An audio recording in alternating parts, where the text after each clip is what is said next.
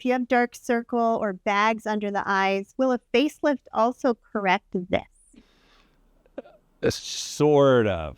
So it's kind of it's more complicated answer. And so let's go over that. As you lose fat in the face, which is one of the primary things of facial aging, it'll start hollowing under the eyes.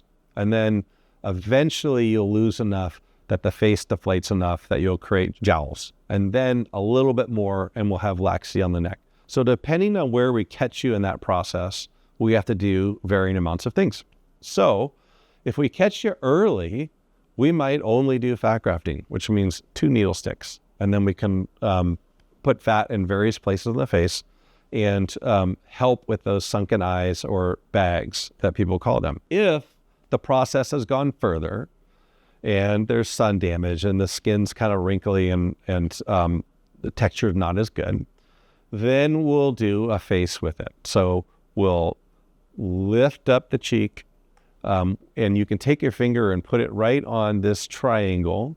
You could take it there and lift up and watch what happens to your lower lid.